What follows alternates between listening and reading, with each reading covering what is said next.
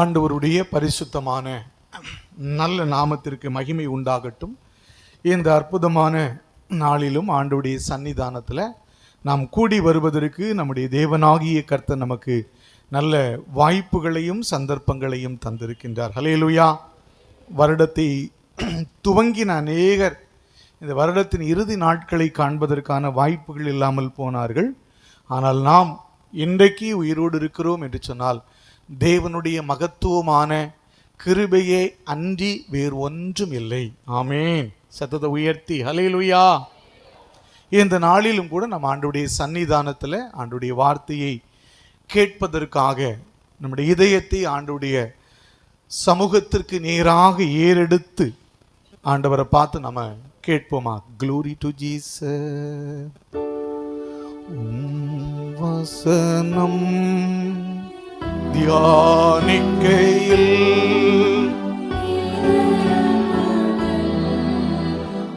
ஆறுதலே காரிருளில் நடக்கையிலே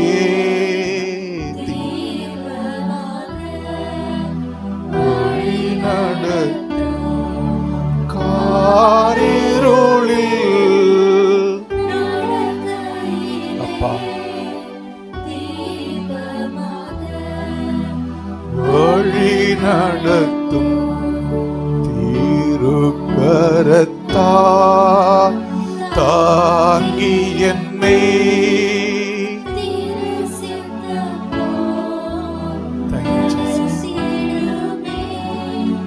குயவன் கையில் அப்பா வனைந்திடுமே குயவன் கையில்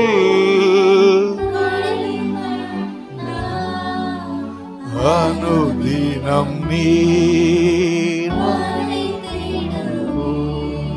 குயவன் கையில் களிமண் அனுதினம் நீர் வனைந்திடுமே. எங்கள் பரலோகத்தின் ஆண்டவரே, உம்முடைய பிள்ளைகள் என்கிற அந்த உரிமையோடு உம்முடைய சமூகத்தில் நாங்கள் வந்து நிற்கின்றோம். உம்முடைய வார்த்தைகள் மூலம் நீர் எங்களுக்கு நல்ல பாதைகளை காட்டுகின்றீர். இதிலே நடவுங்கள் என்று சொல்லி நீர் எங்கள் செவிகள் கேட்க எங்கள் மீது கண்களை வைத்து ஆலோசனை சொல்லி உம்முடைய சத்தியத்தின் பாதையில் நடத்துகின்றீர் நாதா. இப்போதும் இந்த வருடத்தின் கடைசி ஞாயிறு அன்று, கடைசி தினமாகி அன்று உம்முடைய இரக்கத்திற்காக நாங்கள் மன்றாட வந்திருக்கிறோம். அப்பா, உம்முடைய இரக்கங்கள் எங்களுக்கு போதுமானது. உம்முடைய இரக்கங்கள் எங்களுக்கு போதுமானது. தந்தையே, எங்களை தாழ்த்து உம்முடைய கரங்களில் தருகின்றோம். இயேசுவின் நாமத்தில் வேண்டுகின்றோம் எங்கள் நல்ல பிதாவே, ஆமென். உட்காரும். நம் அனைவருடைய தியானத்திற்கும் வசதியாக ஆதியாகமம் 49வது அதிகாரத்தின் முதல் வசனத்தை நம்மில் ஒருவர் வாசிக்க நாம் கவனிப்போம். ஆதியாகமம் 49:1. யாக்கோபு தன் குமாரரை அழைத்து நீங்கள் கூடி வாருங்கள், கடைசி நாட்களில் உங்களுக்கு நேரிடும் காரியங்களை அறிவிப்பேன்.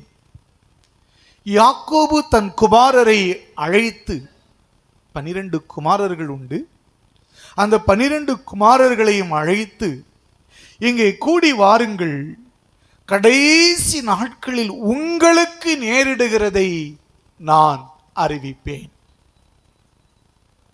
கடைசி நாட்கள், ஒருவேளை இது இவ்வாண்டின் கடைசி நாளாக இருக்கலாம். ஆனால் அன்று யாக்கோபுக்கு அவன் தன்னுடைய கடைசி நாட்களை நெருங்கிவிட்டதாக அவன் உணர்கின்றான். அவன் இளம் பிராயத்தில் இருந்து பல்வேறு காலகட்டங்களை கடந்தவன், பல்வேறு சோதனைகள் வழியாக நடந்தவன். பல்வேறு அனுபவங்கள் அவனுக்கு உண்டு. இப்பொழுது அந்த அனுபவங்கள் மூலமாக அவன் பல பாடங்களை கற்றறிந்தபடினாலே தன் சரீரத்தின் நிலைகளையெல்லாம் புரிந்து அவன் சொல்லுகிறான், இது எனக்கு கடைசி காலம் என்பதை நான் விளங்கிக் கொள்கிறேன். இந்த கடைசி காலத்துல உங்களுக்கு என்ன நடக்க போகிறது, உங்க எதிர்காலங்கள் எப்படி இருக்க போகிறது என்பதை நான் உங்களுக்கு அறிவிக்க போகிறேன், வாருங்கள் என்று சொல்லி அழைக்கின்றார். எனக்கு அன்பான ஆண்டவருடைய பிள்ளைகளே, இனி என்ன சம்பவிக்க போகும் என்பதை குறித்து மனிதர்களால் கூறிவிடவே முடியாது என்பதை நாம் அறிவோம்.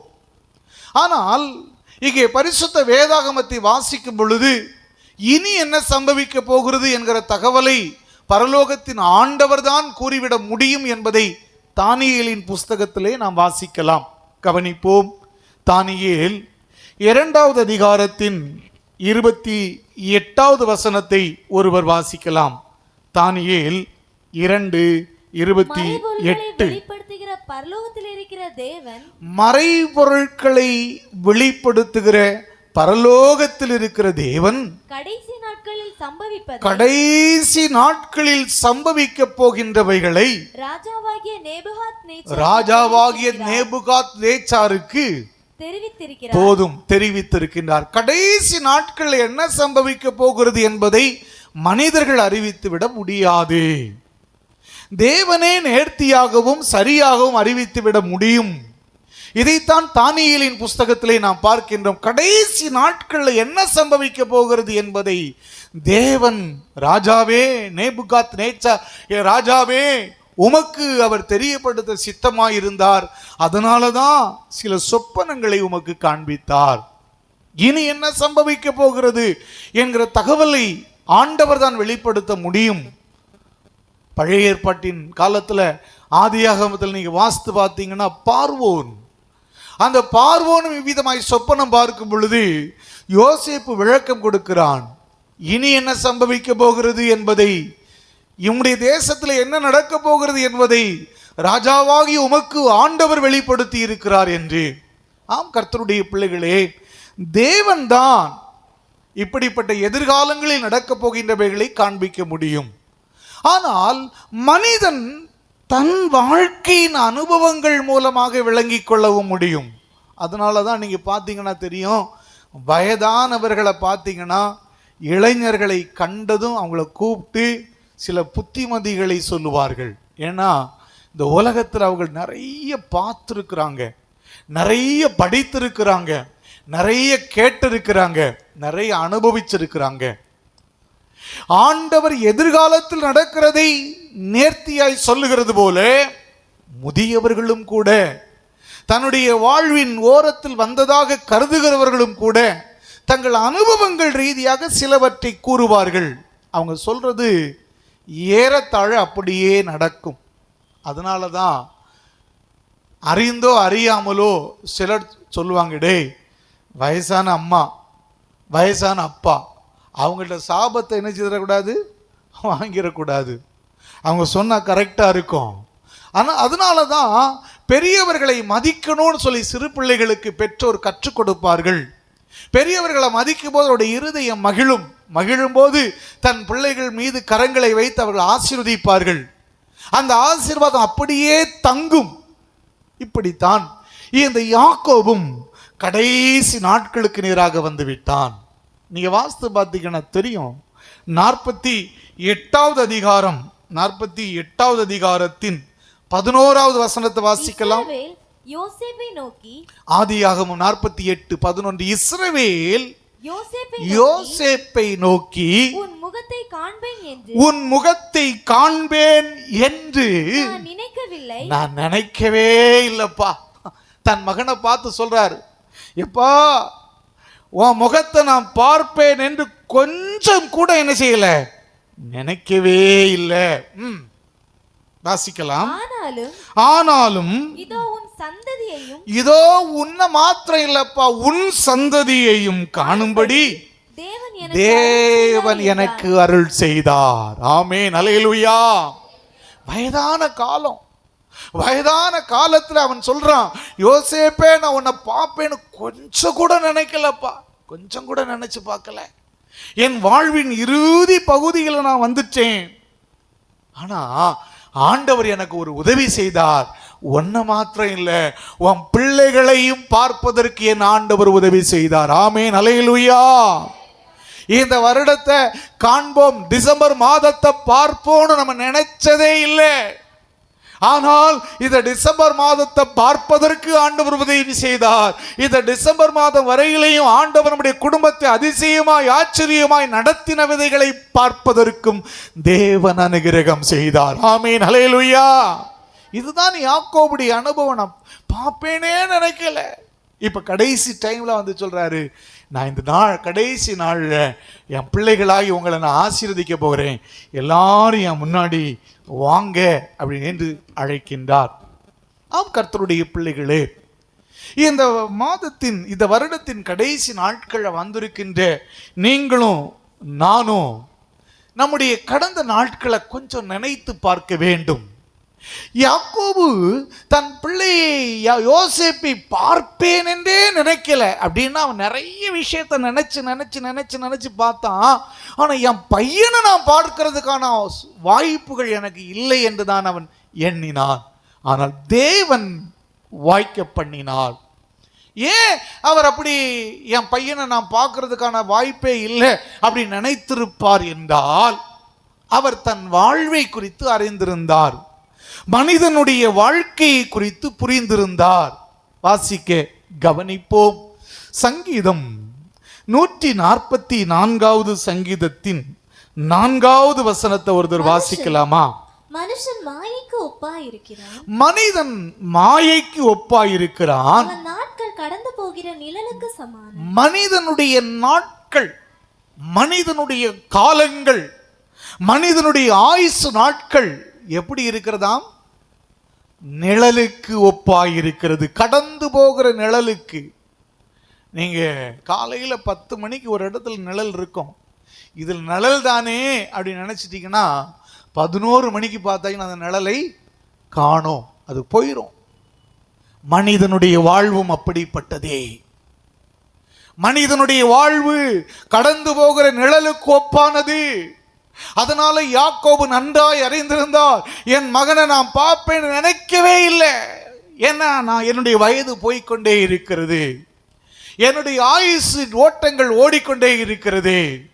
ஆம் கர்த்தருடைய பிள்ளைகளே, நாம் நிறைய மனிதர்களை, நிறைய உறவுகளை, நிறைய நட்புகளை இந்த வருஷத்துல இழந்துட்டோம். நம்ம ஆராதனை நேரத்தில் நண்பர் ஜபா சொன்னதை நீங்க கவனிச்சிக்க, நிறைய நட்புகளை இழந்துட்டோம் இந்த வருஷத்துல. சொன்னது போல நிறைய பேருடைய அக்கௌண்ட் க்ளோஸ் பண்ணப்பட்டாயிற்று. ஆச்சரியம். சின்ன ஏஜ், சிறிய வயது, இளைஞர்களாய் இருந்து ஊழியம் செய்கிறவர்கள், இளைஞர்களாய் இருந்து குடும்பத்தோடு கூட வாழ வேண்டியவர்கள், நல்ல குணம் படைத்தவர்கள் காணல. இதுதான் மனிதனுடைய வாழ்வு. ஆனாலும் கூட இப்படிப்பட்ட ஒரு சாய்ந்து போகிற அல்லது விலகி போகிற அல்லது கடந்து போகிற ஒரு நிழலுக்கு ஒப்பாயிருக்கிற வாழ்க்கையுடைய மனிதர்களாகி நீங்களும் நானும் இன்றைக்கு உயிரோடு இருக்கிறோம் என்று சொன்னால் அது தேவனுடைய கிருபையை அன்றி வேறு ஒன்றுமில்லை. ஆமென், அல்லேலூயா. இதை யாக்கோபு நன்றாய் புரிந்து கொண்டான், விளங்கி கொண்டான். சரி, இருந்தாலும் ஒவ்வொரு வினாடிகளையும் அவர் இப்படிதான் கருதுவார். எப்படி கருதுவார்? இனி எனக்கு நெக்ஸ்ட் செகண்ட்ஸ் இருக்குமா, நெக்ஸ்ட் அடுத்த மணி நேரங்கள் எனக்கு கிடைக்குமா, அடுத்த நாளுக்குள் நான் நுழைவேனா, அடுத்த மாதத்தை நான் காண்பேனா என்றெல்லாம் அவன் நினைக்கிறதுனால இந்த தற்போது எனக்கு இருக்கிற இந்த காலத்தை பயன்படுத்தி கொள்ள வேண்டும் என்று சொல்லி தன் பிள்ளைகளை அழைத்து அந்த தன்னுடைய பிள்ளைகளுக்கு என்ன என்ன எதிர்காலங்களில் வரப்போகிறது என்பதை ஆசீர்வாதமாய் அறிவிப்பதற்கு அவன் நினைவு கொள்ளுகின்றான். அடுத்த வினாடிகள் நமக்கு பெரும் போராட்டம் நிறைந்ததுதான். எப்படி நாம் நம்முடைய ஓட்டத்தை இந்த வருடத்தின் கடைசிக்குள் வந்து நிற்கிறோம் என்று சொன்னால், வேத புத்தகத்தில் ஒரு அழகான ஒரு படம் போல ஒரு வார்த்தைகள் இருக்கிறது, வாசிக்க கவனிக்கலாம். யோனா தீர்க்கதரிசியின் புஸ்தகம் அதன் முதல் அதிகாரத்தின் 13வது வசனத்தை ஒருத்தர் வாசிக்கலாம். யோனா 1:13. அதற்கு அந்த மனுஷர் கரை சேரும்படி வேகமாய் தண்டு வலித்தார்கள். போதுமா? ஒரு ஷிப்புல டிராவல் பண்ணிட்டு இருக்கிறாங்க. அவங்க பயணித்து கொண்டிருக்கும் போது கடல் கொந்தளிக்கிறது. அந்த கப்பல் தண்ணீரில் மூழ்கி விடுவது போல தத்தளித்து கொண்டிருக்கிறது. அந்த பயணம் செய்துகிறவர்கள் கரை சேர்வதற்கு முயற்சிக்கின்றார்கள்.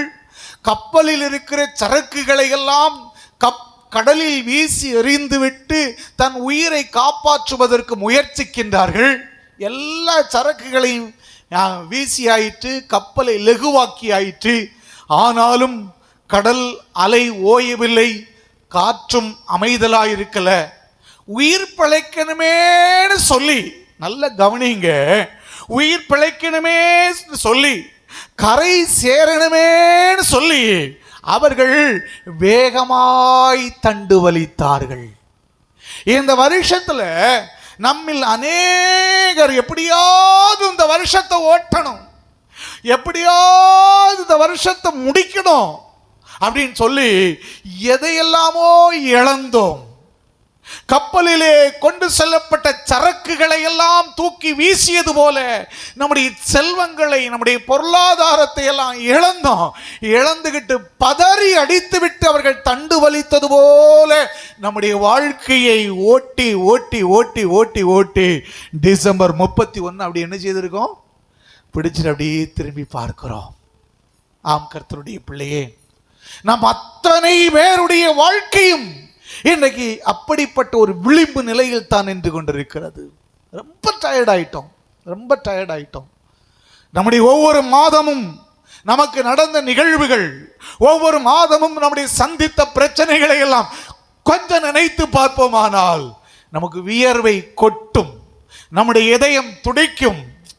எப்படியோ? ஏன் அப்படின்னா வேகமாய் தண்டு வலித்தோம். எதற்கு அப்படின்னா உயிர் பிழைக்க வேண்டுமே என்று சொல்லி. ஹல்லேலூயா! சத்தத்தை உயர்த்தி ஹல்லேலூயா! கடைசி நாட்களில் வந்திருக்கிறோம், கடைசி நாட்களில் வந்திருக்கின்றோம். நிறைய அனுபவங்கள் நமக்கு உண்டு. இந்த அனுபவங்களோடு கூட இதயத்தின் ஆழத்திலிருந்து நமது பிள்ளைகளை நாம் ஆசீர்வதிப்போமானால் அந்த ஆசீர்வாதம் ஆசீர்வாதமாகவே தங்கும். இதை யாக்கோபு விலகி கொண்டு தான் சொல்லுகிறான். அந்த கடைசி நாட்களில் தன்னுடைய பிள்ளைகளை எல்லாம் அழைத்து சொல்லுகிறான், வாங்க வாங்க, உங்களுக்கு நேரிடுவதை நான் உங்களுக்கு அறிவிப்பேன். நீங்க எப்படி வாழ போகிறீங்கிறத நான் உங்களுக்கு சொல்ல போறேன். ஏன் என்று சொன்னால், நான் கரை சேரும்படிக்கு வேகமாய் தண்டு வலித்தவன். ஏன் அப்படின்னா, நான் சாய்ந்து போகிற ஒரு நிழலுக்கு ஒப்பான ஒரு வாழ்க்கையை எப்படி எப்படியெல்லாமோ கடந்து நான் வந்து நின்று கொண்டிருக்கிறேன். என் மக்களே வாருங்கள், நான் உங்களை பார்ப்பேன் என்று இந்த 31ஆம் தேதி, டிசம்பர் மாதத்தின் 31ஆம் தேதியை காண்பேன் என்று நான் யோசிக்கவே இல்லை. ஆனால் ஆண்டவர் எனக்கு இந்த வாய்ப்புகளை தந்தார். ஆமென், அல்லேலூயா. சங்கீதக்காரன் இதுக்கு ஒத்த விதத்திலே அவர் சொல்லுகிறதை நாம் வாசிக்க கவனிப்போம். சங்கீதம் 77 அதன் 5வது வசனத்தை ஒருவர் வாசிக்கலாம். பூர்வ நாட்களையும் ஆதி காலத்து வருஷங்களையும் சிந்திக்கின்றேன். அவன் என்ன சொல்றான் பாருங்க. நினைச்சு பார்க்கிறேன், பூர்வ காலத்தை நினைச்சு பார்க்கிறேன், என் தாத்தாவை நினைச்சு பார்க்கிறேன், என் தாத்தாவுடைய தகப்பனை நினைத்து பார்க்கிறேன், ஆதி நாட்களை நினைத்து பார்க்கிறேன். சங்கீதக்காரன் சொல்லுகிறான். அதே அதிகாரத்தில் 11 வாசிப்போம். கர்த்தருடைய செயல்களை நினைவு கூறுவேன், உம்முடைய பூர்வ காலத்து அதிசயங்களையே நினைவு. ஆமென், அல்லேலூயா. உம்முடைய பூர்வ கால அதிசயங்களை நினைவு கூறுவேன். ஆம் கர்த்தருடைய பிள்ளைகளே, இந்த நாளிலும் நீங்களும் நானும் சிந்திக்க வேண்டிய ஒன்று உண்டு. மனிதனுக்கு நிறைய நோய் இருக்கு. அதுல எல்லாருக்கும் அதிகமாக இருக்கிற நோய் என்ன நோய் அப்படின்னா மறதி என்பது தான். ஆனால் சங்கீதக்காரன் சொல்லுகிறான், இல்லை இல்லை, நான் பூர்வ நாட்களை சிந்தித்து பார்க்கிறேன். தலைமுறை தலைமுறையாய் என் மூதாதையர்கள் வாழ்வின் முறையை, ஆண்டவரை நடத்தி வந்த காரியங்களை எல்லாம் நான் சிந்தித்து பார்க்கிறேன். நாம் சிந்தித்து பார்க்க வேண்டும். ஆண்டவர் நம்மை அதிசயமாய் நடத்தி வந்திருக்கின்றார். ஹல்லேலூயா, சத்தமா ஹல்லேலூயா.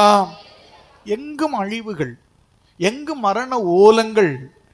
தன்னுடைய சொத்துக்களை இழந்தவர்கள், பொருளாதாரத்தை இழந்தவர்கள், ஆரோக்கியத்தை இழந்தவர்கள், குடும்பத்தை இழந்தவர்கள், வாழ்க்கை துணையை இழந்தவர்கள், பிள்ளைகளை இழந்தவர்கள் என்று சொல்லி எத்தனையோ வேதனைகளையும் சோதனைகளையும் இந்த ஆண்டுல இந்த உலகம் சந்தித்ததே. பலஸ்தீனா, இஸ்ரேல், கொஞ்சம் யோசித்து பாருங்க. நாமும் அப்படிப்பட்ட ஒரு நாட்டில் தான் இருக்கிறோம். ஒருவேளை நம்முடைய நாட்டில் இப்படிப்பட்ட ஒரு சூழல் இருந்திருக்குமானால் அவங்க என்ன உடல் உறுப்புகளை இழந்திருக்கின்றார்கள், உடைமைகளை இழந்திருக்கின்றார்கள், வீடுகளை இழந்திருக்கிறார்கள், அவர்கள் சேமிப்புகளை இழந்திருக்கின்றார்கள், இரத்த சம்பந்தமான உறவுகளை இழந்திருக்கின்றார்கள். அம்மா என்று கூப்பிடுவதற்கு ஒருவர் இல்லையே, மகனே என்று சொல்வதற்கு ஒருவர் இல்லையே என்று சொல்லி அவங்க எல்லாத்தையும் இழந்து கொண்டிருக்கிறாங்க. ஆனா நமக்கோ கர்த்தர் எல்லா சூழ்நிலைகளையும் நல்ல நிலையிலே ஆண்டவர் நமக்கு தந்தார். ஆமென், அல்லேலூயா. யாக்கோபு கடைசி காலத்தில் வந்துட்டான். எப்படி வந்திருக்கிறான் அப்படின்னா, ரொம்ப சிரமப்பட்டு கரை சேருவதற்கு வேகமாய் தண்டு வலித்து. ஏன் அப்படின்னா, அவன் வாழ்க்கையில் வந்த போராட்டங்கள் கொஞ்சம் நஞ்சம் அல்ல. இந்த வருஷம் ஆண்டவர் நமக்கு கொடுத்த வாக்கு தத்தம், பாதாளத்தின் வல்லமைக்கு நீங்களாக்கி மீட்பேன். யாக்கோபை அழிப்பதற்கு பாதாளம் தன் வாயை திறந்து வச்சுக்கிட்டு இருந்துச்சு. எத்தனையோ சிச்சுவேஷன்ல, எத்தனையோ சூழ்நிலைகள்ல. ஆனால் அவைகளை எல்லாம் தாண்டி தாண்டி தாண்டி அவன் அற்புதமாய் கடந்து வந்தான். ஆமென், அல்லேலூயா. ஆம், கர்த்தருடைய பிள்ளைகளை, நீங்களும் நானும் அப்படித்தான் கடந்து வந்தோம். பாதாளத்தின் வல்லமைகள் நம்மை பலவிதங்களில் நமக்கு எதிராய் போரிட்டது. ஆனால் இன்னைக்கு நாம கடந்த நாட்களை நினைச்சு பார்க்கணும். மற்றவர்கள் மறந்து விடுகிறது போல நாம் மறந்து விடவே கூடாது. ஆண்டவர் என்னை நடத்தின விதம், என் மகளை நடத்தின விதம், என் மகனை நடத்தின விதம், என்னுடைய கணவனை நடத்தின விதம், என் மனைவியை நடத்தின விதம் என்று சொல்லி ஆச்சரியமாய் ஆண்டவர் நடத்தின விதங்களை எல்லாம் நாம் எண்ணி பார்க்க வேண்டும். எத்தனையோ நாட்கள் நம்ம வாழ்க்கை முடிஞ்சு அப்படின்னு நம்ம நினைத்த நேரங்கள் உண்டு. ஆனால் சங்கீதக்காரன் அதை அனுபவித்து சொல்லுகிறதையும் வாசித்து விடுவோமா? வாசிக்கலாம். சங்கீதம் 31:15 வாசிக்கலாம். என் காலங்கள் உமது கரத்தில் இருக்கிறது. என் சத்துருக்களின் கைக்கும் என்னை துன்பப்படுத்துகிறவர்களின் கைக்கும் என்னை தப்புவியும். ஆமென். என் காலங்கள் உம்முடைய கரத்தில் இருக்கிறது. அன்பான ஆண்டவருடைய பிள்ளைகளே, நம்முடைய காலம், ஒருவேளை யாக்கோபு சொல்லுகிறான், என் கடைசி காலத்தில் நான் வந்துட்டேன், இந்த கடைசி நாட்களில் நான் உங்களுக்கு என்னென்ன நடக்க போகுதுன்னு சொல்ல போறேன் அப்படின்னு சொல்லலாம். ஒருவேளை நீங்களும் உங்கள் உடல் காரியத்தை நினைச்சு, உங்களுடைய காரியங்கள் எல்லாவற்றையும் நினைச்சு, உங்களுடைய சூழ்நிலைகளை நினைச்சு, ஆரோக்கியமின்மையை நினைச்சு கடைசி நேரத்தில் வந்துட்டேன் நீங்க சொல்லிட்டு ஒரு வேளை இருக்கலாம். ஆனால் ஒன்று புரிஞ்சுக்கணும், இந்த யாக்கோபு, இதை மன்னிக்கவும், இந்த தாவீது சொன்னது போலயே சொல்லணும், ஆண்டவரே என் காலங்கள் உம்முடைய கரத்தில் இருக்கிறது. பக்கத்து வீட்டுக்காரை நமக்கு எதிராய் நின்றால் கூட நம்மால் அமைதியாய் மகிழ்ச்சியாய் வாழ முடியாது. ஆனால் தாவீதுக்கு எதிராய் நின்றவன் யார்? சொந்த மாமனார். இன்னும் சொல்ல போனா ஒரு பெரிய அரசன். ஈட்டி எடுத்து அவனை தாக்குகின்றான். ஷனப்பொழுதில் அவன் மாறி போய் விடுகிறான். கோலியாத், பெலிஸ்தியர்கள், இன்னும் எத்தனையோ பொல்லாத மனிதர்கள், பெற்றெடுத்த மகன், இப்படி எத்தனையோ மரண கண்ணிகள் அவனுக்கு எதிராக இருந்தது. ஆனால் யாரும் எதுவும் செய்ய முடியல.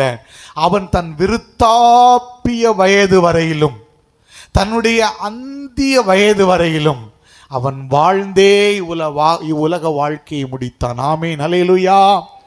காரணம் என்னவென்றால் அவன் நம்பி இருந்தான், என் காலங்கள் கர்த்தருடைய கரத்தில் இருக்கிறது. ஆமென், அல்லேலூயா. சிநேகிதா, உன் காலம் கர்த்தருடைய கரத்தில் இருக்கிறது. கர்த்தர் உன்னை எத்தனை வருஷம் இந்த பூமியில வைக்கணும்னு நினைச்சிருக்கிறாரோ அதுவரையிலும் வைத்திருப்பார். உன்னை எதுவும் தொட முடியாது. ஆமென், ஹல்லேலூயா. எந்த தீமையும் உன்னை அணுகவே முடியாது. ஒருவேளை இந்த வருஷத்துல நீ வேகமாய் தண்டி வலிக்கிறது போல கைய கால போட்டு அடிச்சுட்டு எப்படியோ தப்பணும் நீ என்று ஓடி இருக்கலாம். பரவாயில்லம்மா, இது ஓடுனது உன்னுடைய பிரயாசம் என்று நினைப்பாய். இல்லவே இல்லை. நீ ஓடும்போது எப்படிதான் ஓடுனா, ஆண்டவரே ஆண்டவரே கர்த்தாவே வானத்தையும் பூமியும் உண்டாக்கிறவரே என்று சொல்லிதான் நீ வேகமாய் தண்டு வலித்தாய். ஆமென், ஹல்லேலூயா. உன் பலன் அல்ல, என் பலன் அல்ல, தேவனுடைய கிருபைதான் நம்மை தாங்கியது. ஏனென்று சொன்னால் அந்த உன்னதமானவருடைய சட்டைகளின் நிழல் நமக்கு கொடுத்த பாதுகாப்பு உச்சிதமான ஒரு பாதுகாப்பு. ஆமென், ஹல்லேலூயா. கடைசி நாட்களில் வந்திருக்கின்ற நீங்களும் நானும் விளங்கிக் கொள்ள வேண்டிய மற்றொரு காரியம் இதுதான். என் காலங்கள் ஆண்டோடைய கரத்தில் இருக்கிறது. மனிதன் ஆகிய நம்முடைய காலங்கள் வாசிக்க கவனிப்போம். சங்கீதம் 90:10 வாசிக்கலாம். ஒருவர், எங்கள் ஆயுசு நாட்கள், எங்களுடைய ஆயுசு நாட்கள் 70 வருஷம், 70 வருஷம், பலத்தின் மிகுதியினால் 80 வருஷமாய் இருந்தாலும் அதன் மேன்மையானது வருத்தமும் சஞ்சலமுமே அது சீக்கிரமாய் கடந்து போகிறது, நாங்களும் பறந்து போகிறோம். இந்த நம்முடைய காலம் ஆண்டுடைய கரத்தில் தான் இருக்கிறது. ஆண்டுடைய கரத்தில் இருக்கும்போது அது கொஞ்சம் வருத்தம் நிறைந்ததாகத்தான் இருக்கும் அப்படிங்கிறதும் போடப்பட்டிருக்கிறது, எழுதப்பட்டிருக்கிறது. அனுபவ ரீதியாய் சங்கீதக்காரனாகிய மோசே தன்னுடைய ஜெபத்தில் ஆண்டவருக்கு தெரியப்படுத்துகிறான். ஆண்டவரே, எங்க காலங்கள் உங்க கையில தான் இருந்தாலும் உங்க கையில இருக்கும்போது அது வருத்தம் சஞ்சலம் நிறைந்தது தான்.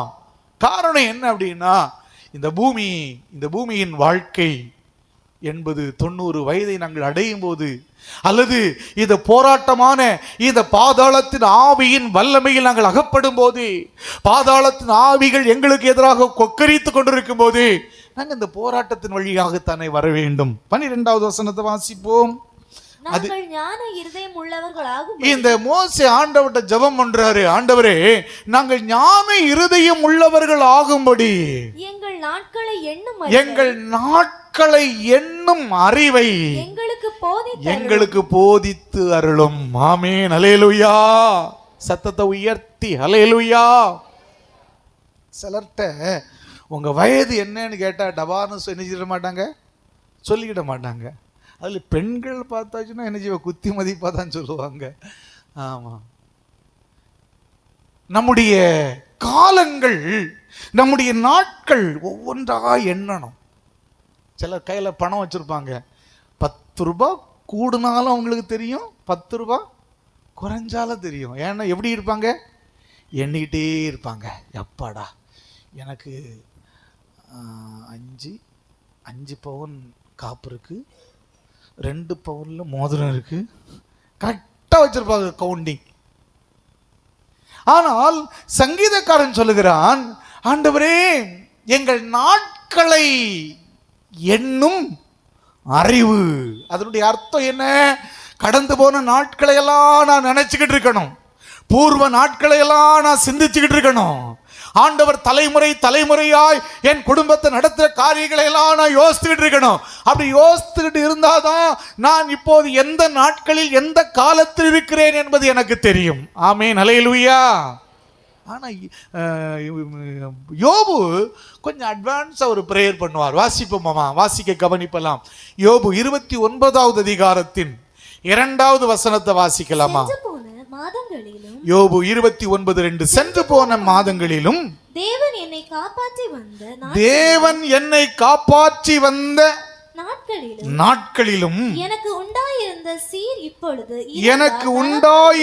சீர் எனக்கு இப்பொழுது இருந்தால் நலமாயிருக்கும். அப்படி யோ பிரைஸ் தி லார்ட், ஹல்லேலூயா. அவருக்கு லைஃப்ல ரொம்ப சறுக்கல்கள், பொருளாதார சறுக்கல்கள் கொஞ்சம் நஞ்சம் அல்ல. செல்வ சீமானாய் இருந்தவன் தெருக்கோடியில் வந்து விட்டான். வேலைக்காரர்கள் இல்லை, சொத்து சுகங்கள் இல்லை, அத்தனையும் எதிரிகளால் சூறையாடப்பட்டது. அப்படிப்பட்ட ஒரு நிலையில் அப்படியே திங்க் பண்ணி பார்க்கிறான் கடந்த நாட்கள். அவன் சொல்லுகிறான், ஆண்டவரே, கடந்த மாதங்களில் என்னை நீர் காப்பாற்றி அதிசயமாய் நடத்தி வந்த நாட்களில் எனக்கு உண்டாயிருந்த சீரும் சிறப்பும், எனக்கு உண்டாயிருந்த செல்வங்கள், எனக்கு உண்டாயிருந்த மேன்மைகள் இப்போது இருந்தால் நலமாயிருக்கும். ஆமென், அல்லேலூயா. நாம் அதை சொல்லி ஜெபம் பண்ணலாமே. ஆண்டவரே, இந்த வருஷத்தை துவங்கும் போது எங்களுக்கு இப்படி இருந்துச்சு ஆண்டவரே, மிடில் இப்படி இருந்துச்சு ஆண்டவரே, இந்த மாதத்தில் இப்படி இருந்துச்சு ஆண்டவரே, ஆனா இந்த நாட்கள்ல கடைசி நாள்ல வரும்போது இப்படி இல்லவோ இருக்கிறது. அந்த நாட்களில் இருந்தது போல் எனக்கு இருக்குமானால், என் பிள்ளைகள் அன்போடு கூட சமாதானத்தோடு கூட அப்படியே வாழ்வார்களானால், ஐயோ என்னுடைய உறவோடு கூட நல்ல நட்போடு கூட தொடருவேனானால், அப்படிப்பட்ட ஒரு வாழ்க்கை எனக்கு தொடருமானால் நலமாயிருக்கும். ஆமேன். சத்தத்தை உயர்த்தி ஹல்லேலூயா. நம்முடைய வாழ்க்கையை தேவன் அப்படி ஆசீர்வதிக்க விரும்புகின்றார்.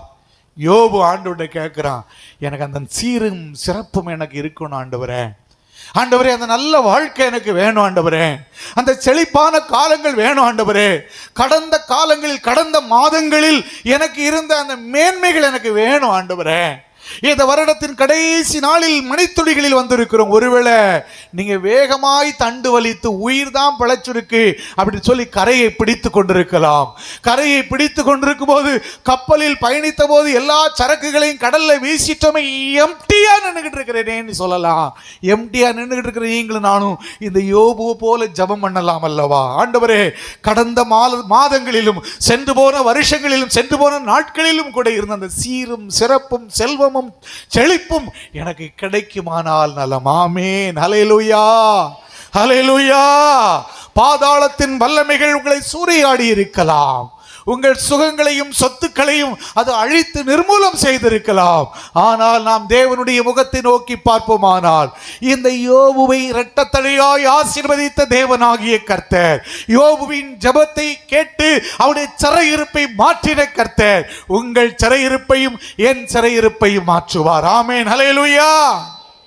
அனுபவங்கள் சொல்லுகின்றது இது கடைசி நாட்கள் என்று யாக்கோபுக்கு. ஆனால் நீங்களும் நானும் இவ்விதமாய் ஒருவேளை விளிம்பு நிலையில் வந்திருந்தால் கூட இந்த யோபுவை போல ஜெபம் பண்ணுவோமானால், யோபுவின் ஜெபத்தை கேட்ட ஆண்டவர் கட்டாயம் நம்முடைய ஜெபத்தையும் கேட்பார். தொடர்ந்து வாசிக்க கவனிப்போம். ஏசாயா தீர்க்கதரிசியின் புஸ்தகம் 38வது அதிகாரத்தின் 15வது வாக்கியத்தை ஒருவர் வாசிக்கலாம். ஏசாயா 38:15.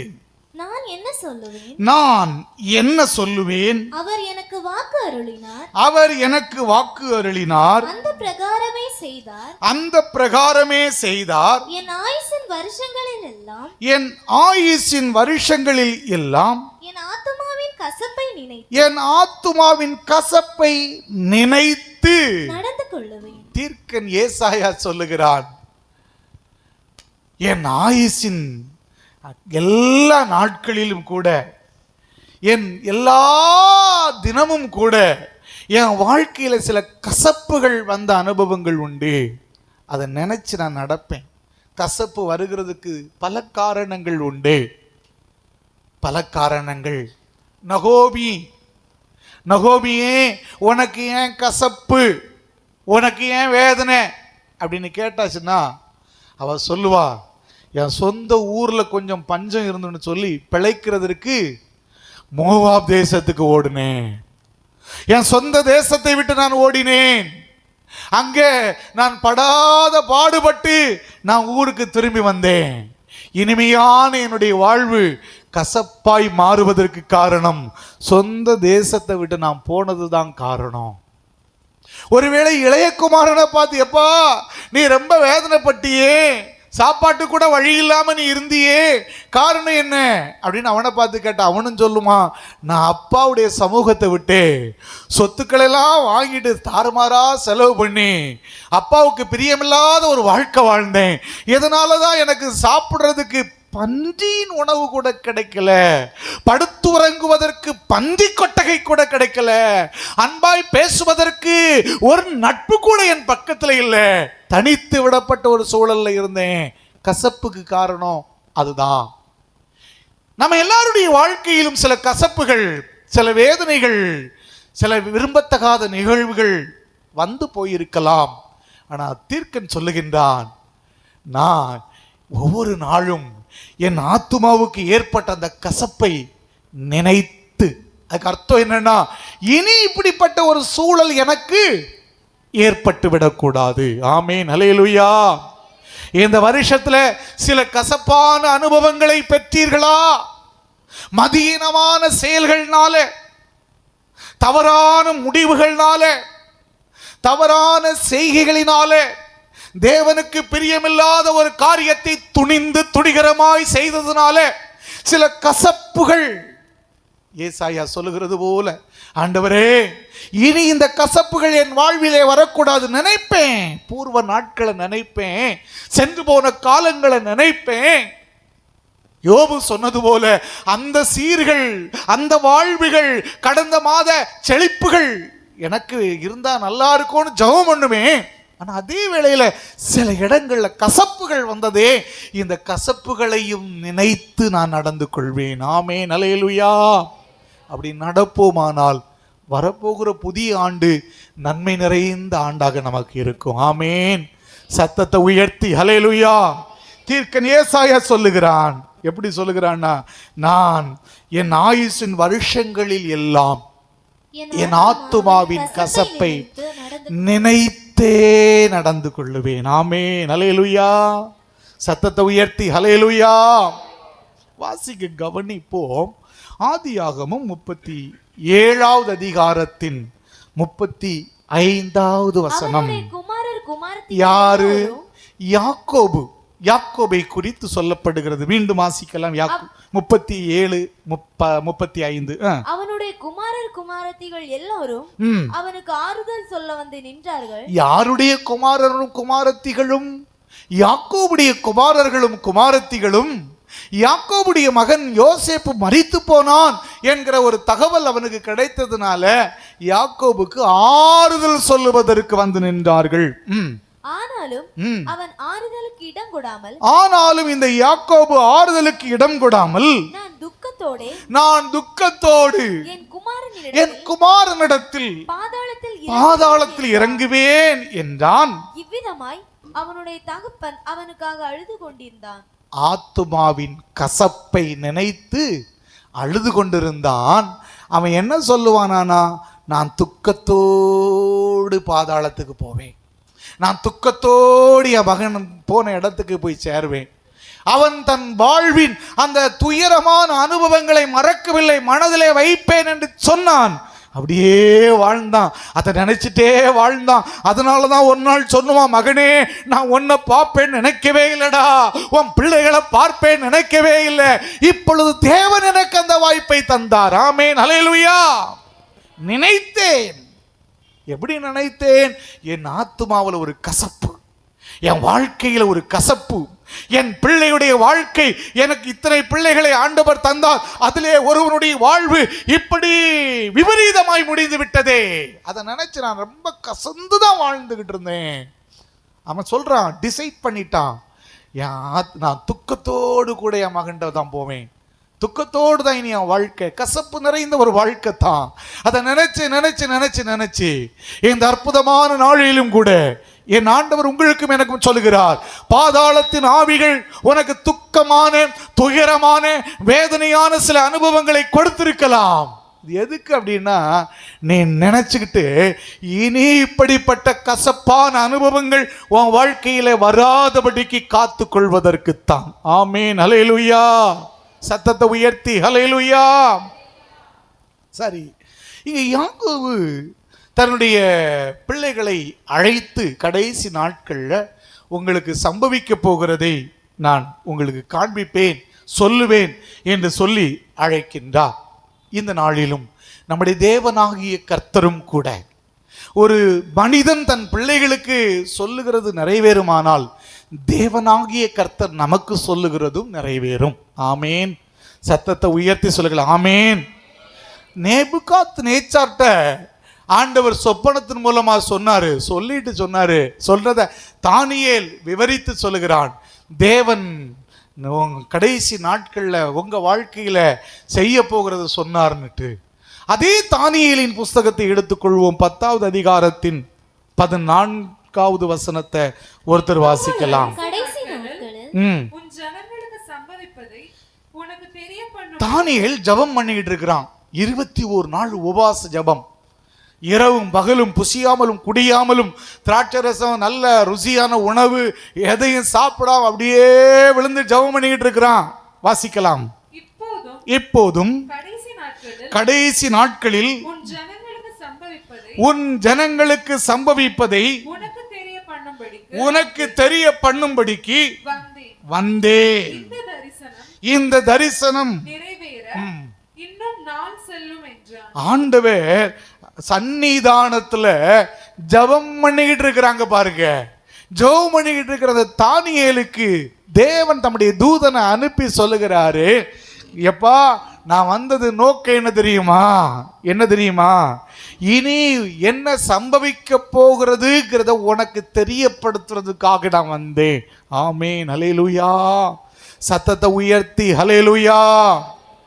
ஒரு தகப்பன் தன் பிள்ளைகளுக்கு தெரியப்படுத்துவாரானால் ஜெபம் பண்ணிக்கிட்டே இருக்கிற உனக்கு உன் பிள்ளைகளுக்கு என்ன நடக்கும்னு சொல்லி, உன் மனைவிக்கு என்ன நடக்கும்னு சொல்லி, உன் தொழிலில் என்ன நடக்கும்னு சொல்லி என் தேவன் தெரியப்படுத்த வல்லமை உள்ளவர். ஆமேன். சத்தத்தை உயர்த்தி ஆமேன், ஹல்லேலூயா. என் தேவனாகிய கர்த்தர் அதிசயமாய் உன்னை நடத்துவார், ஆச்சரியமாய் நடத்துவார். அப்படியே உபவாசித்து ஜெபம் பண்ற அந்த தானியேலை ஆண்டவர் அதிசயமாய் உயர்த்தினார். உன்னையும் என் தேவனாகிய கர்த்தர் உயர்த்துவார். நீ அவருடைய பாதத்திலே விழுந்து கிடப்பாயானால் உன்னுடைய வாழ்வு சீரும் சிறப்புமாய் மாறும். ஆமேன். அனாதை என்று எந்த தேசம் தானியேலை சொன்னதோ, அந்நிய தேசத்திலிருந்து கொண்டு வரப்பட்ட அடிமையே என்று எந்த தேசத்தின் குடிகள் தானியேலை அழைத்ததோ, அதே தேசத்திலே இந்த தானியேல் தலை சிறந்த தலைவனாய் மாறினான். ஆமேன். பேதை என்று, அறிவிலி என்று, அல்லது ஒன்றும் தெரியாத முட்டாள் மூடன் என்று சொல்லி ஒருவேளை இந்த உலகம் உன்னை நினைத்து கொண்டிருக்கலாம். நீ தேவனுடைய சன்னிதானத்தில் தானியேலை போல விழுவாயானால் இனி சம்பவிக்க போகிறதை தேவன் உனக்கு அறிவிப்பார். கரங்களை தட்டி கர்த்தருக்கு நன்றி சொல்லுவோம். ஒரு தகப்பன் தன் பிள்ளைக்கு அறிவிக்க கூடுமானால் வானத்தையும் பூமியையும் உண்டாக்கினேன் தேவனாகிய கர்த்தரால் கட்டாயம் உங்களுக்கும் எனக்கும் அறிவிக்க முடியும். தேவன் வரப்போகிற நாட்களிலே அப்படியே நமக்கு செய்வாராக. நாம் செய்ய வேண்டியது என்ன? கடந்த நாட்களில் ஆண்டவர் நடத்தின விதங்களை, காலங்களை, அனுபவங்களை அப்படியே எண்ணி பார்த்து மறவாமல் நினைத்து பார்த்து ஜெபித்தே நம்முடைய வாழ்க்கையை ஓட்ட வேண்டும். இறுதியாக வாசித்து முடித்து விடுவோம். புலம்பல் 5வது அதிகாரத்தின் 21வது வாக்கியத்தை ஒருவர் வாசிக்க கவனிக்கலாம். எங்களை உம்மிடத்தில் புலம்பல் 5:21. கர்த்தாவே எங்களை உம்மிடத்தில் திருப்பிக் கொள்ளும், அப்பொழுது திரும்புவோம். எஸ், என்னமா நீங்களும் நானும் திரும்பி விட்டோம். எங்க திரும்பி இருக்கிறோம்? உலகத்தை நோக்கி. சிலுவை என் முன்னே, உலகம் என் பின்னே என்று ஜனவரி மாதம் 1ஆம் தேதி நம்முடைய ஓட்டத்தை துவங்கினோம். சிலர் இடையில சிலுவையின் பின்னே, சிலர் இவ்வருடத்தின் பாதியில சிலுவையின் பின்னே, இன்னும் பலர் வாழ்வின் இந்த வருடத்தின் கடைசி நாட்களை சிலுவையின் பின்னே என்று ஓடிட்டோம். இப்போ எரேமியா தீர்க்கன் இஸ்ரவேல் மக்களுக்காக, இஸ்ரவேல் மக்களோடு கூட இணைந்து ஒரு ஜெபத்தை ஏறெடுக்கிறான். ஆண்டவரே எங்களை உம்மிடத்தில் திருப்பிக் கொள்ளும். ஆண்டவரே நாங்கள் உலகத்துக்கு பின்னாடி போனோம், என் ஆத்துமா மண்ணோடு ஒட்டி கொண்டது, என் ஆத்துமா பின்னிட்டு போய்விட்டது. இப்பொழுது நாங்கள் ஜெபம் பண்ணுகிறதாவது இதுதான், ஆண்டவரே எங்களை உம்மோடு கூட திருப்பிக் கொள்ளும், உம்மிடத்தில். சத்தத்தை உயர்த்தி ஒரு அல்லேலூயா சொல்லுங்களேன். ஹல்லேலூயா. யார்கிட்ட திரும்பணுமா? தேவனிடத்தில் திரும்பணும், உம்மிடத்தில். எரேமியா சொல்லுகின்றார், தேவனே எங்களை உம்மிடத்தில் திருப்பிக் கொள்ளும், அப்பொழுது திரும்புவோம். தொடர்ந்து பூர்வ காலத்தில் இருந்தது போல எங்கள் நாட்களை புதியவைகள் ஆக்கும். கரங்களை தட்டி கர்த்தருக்கு ஸ்தோத்திரம் பண்ணுவோம். ஒரு பொருளை நாம் பயன்படுத்த ஆரம்பித்து விட்டால் முதல்ல எப்படி இருக்கும்? பளபளப்பா இருக்கும், புதுசா இருக்கும், எந்த விதமான வடுக்களும் இல்லாமல் இருக்கும். ஆனால் பயன்படுத்த பயன்படுத்த பயன்படுத்த கையிலிருந்து தவறி விழுந்து அது வடுக்கள் நிறைந்ததாக பெயிண்ட் போய் அது சரியா இயங்காமல் போகும். இதே போல இந்த வருஷத்தின் துவக்கம் ரொம்ப ஃப்ரெஷ்ஷாக இருந்துச்சு. சர்ச்சிலிருந்து வெளியே போகும்போது எப்போ பர்ஃபெக்டாக இருக்கணும், ப்ரேயர்ஃபுல்லாக இருக்கணும், ஹோலியாக இருக்கணும், ஆம் தேவன் விரும்புகிற வாழ்க்கை வாழணும், இப்படி நிறைய டெடிக்கேஷனோடி கூட போனோம். இப்போ எல்லா டெடிக்கேஷனும் எப்படி இருக்குன்னா, பழைய நாட்களில் ஒரு 10, 20, 25 வருஷத்துக்கு முன்னாடி சில கிச்சனில் இருக்கிற பொருட்களை போல எப்படி இருந்துச்சு? புகையடிப்பட்டு கருத்து, இது என்ன பொருள்னு தெரியாத அளவுக்கு, இது என்ன பாத்திரம்னு தெரியாத அளவுக்கு நம்முடைய பாத்திரங்கள் எல்லாம் அழுக்கடைந்ததாய் மாறி இருக்கிறது. இன்னைக்கு தீர்க்கன் எரேமியா சொன்னது போல சொல்ல போறோம். ஆண்டவரே, பூர்வ காலத்தில் இருந்தது போல எங்களை புதியவைகள் ஆக்கும். ஆமேன். சத்தத்தை உயர்த்தி ஆமேன். தேவனாகிய கர்த்தர் நம்மை அப்படி புதியவர்களாய் மாற்றும் போது நாம் நமது பிள்ளைகளுக்கும் குடும்பத்திற்கும் ஆசீர்வாதமான பாத்திரங்களாய் மாறுவோம். நம்முடைய காலம் கடைசி என்பதை விளங்கிக் கொள்ள வேண்டும். நம்முடைய ஆயுசு காலங்கள் சாய்ந்து போகிற, விலகி போகிற ஒரு நிழலுக்கு ஒப்பானது என்பதை புரிந்து கொள்ள வேண்டும். இந்த கடைசி டைம்ல யாக்கோபு செய்தது போல நாமும் ஒரு டெடிகேட் பண்ணணும். ஆண்டவர்கிட்ட எழுந்து நிற்போமா? அப்படி எழுந்து நிற்போமா? ஆண்டவரே, பூர்வ காலத்தில் இருந்தது போல எங்கள் நாட்களை புதியவைகளாய் மாற்றும்.